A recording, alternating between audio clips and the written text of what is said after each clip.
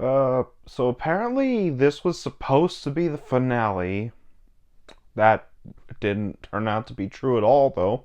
Transformers Dark of the Moon was released in 2011, directed by Michael Bay, starring Shia LaBeouf, John Turturro, and Patrick Dempsey.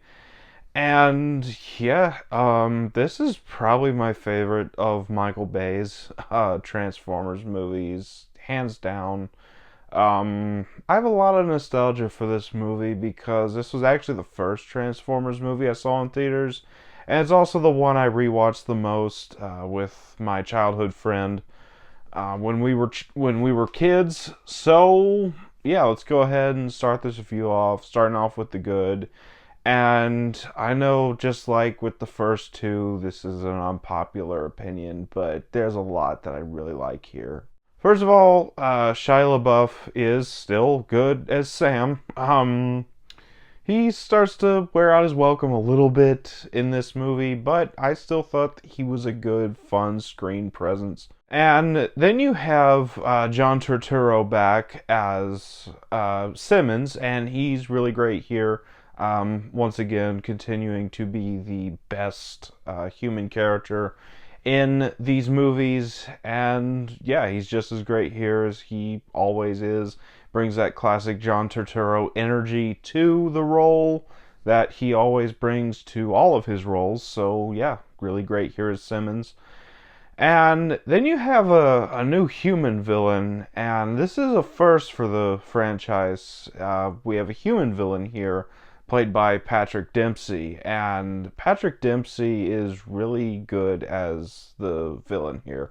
He's a real douchebag psychopath, but he's fun to watch because it's Patrick Dempsey, and he's always pretty fun to watch in whatever he's in. So yeah, I really liked him. And then aside from the humans, we get some really cool Transformer action.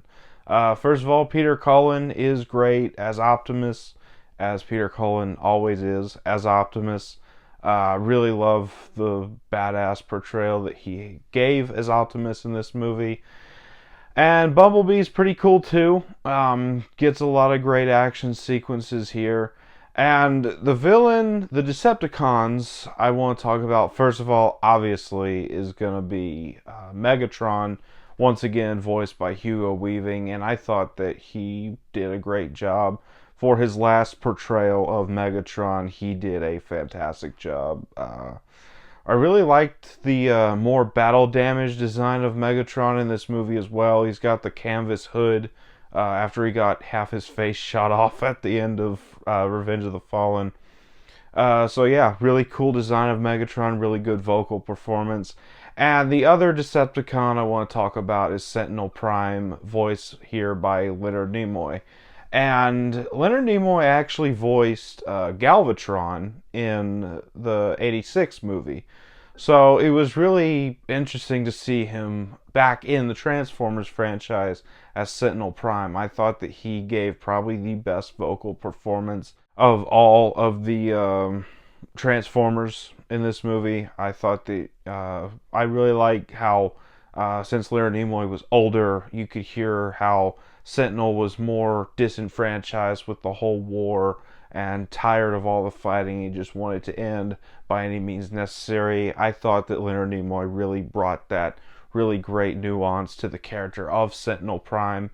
And the final Decepticon I want to talk about is Shockwave. And aside from Megatron, Shockwave's always been my second favorite Decepticon. Across all media, I've always thought that he had one of the best designs in whatever portrayal we're giving, and this movie's no exception. I really like the design of Shockwave. He's a beast in this movie. He's got that driller worm that he always rides around on. Really great portrayal of Shockwave, and he even gets some really cool scenes in the third act. And aside from the characters, you get a really great action scenes in this movie. I mean, this movie's just action scene on top of action scene, and it's really Probably the greatest accomplishment of Michael Bay's career, just how he's able to craft these action scenes. That's just nonstop chaos and explosions, and I just love every second of it because it's all very, very well handled. Especially the third act, the whole final 30 minutes of this movie is absolutely phenomenal. You just get this whole gigantic all-out war in the middle of Chicago. Decepticons versus Autobots just going at each other. Major characters dying. Starscream gets his head blown up. And a whole bunch of other big name characters just get disposed of in this movie. Ironhide is killed off not even halfway through this movie. And I was a little shocked the first time I saw this movie. I'm like, Ironhide's one of my favorite characters, and they just killed him like that. But it really raised the stakes with how many named characters are getting killed off here. So yeah, it was a really great accomplishment. The CGI and the visual effects are absolutely amazing. And also the score, just like with the first two movies, I forgot to mention, the score is terrific as well. And the soundtrack is killer. All three of the first three end with a Linkin Park song, and they all three fit the movie that they're put in, especially this one. Also, I really like the way this movie ended. It ended on a hopeful note, with Optimus Prime vowing to never turn his back on the human race, and Age of Extinction really just contradicted that, but we'll get to that one. But yeah, I really love the way this movie was crafted. That's about all for the good, onto the bad. And there's one thing that I'm not a big fan of in this movie, and that's Sam's new girlfriend in this movie. She was so one note. So one note that Megan Fox's character from the first two felt like a fully fleshed out and realized character. Yeah, I don't know what it was with Michael Bay with this trilogy, but he just did not know how to write the girlfriend characters. But yeah, that's about all for the bad. On to final thoughts. I still love this movie. I have a lot of nostalgia for all three of these first three Transformers movies, and that's why I will always love them more than most people. So yeah, Transformers Dark of the Moon is a really fun time. It's a great blockbuster action film, and I'm going to give it a 9 out of 10. So that was my thoughts on Transformers Dark of the Moon. Have you seen this movie? What did you think about it if you have seen it? As always, if you enjoyed this video, don't forget to like, comment, subscribe, and I'll see you all next time.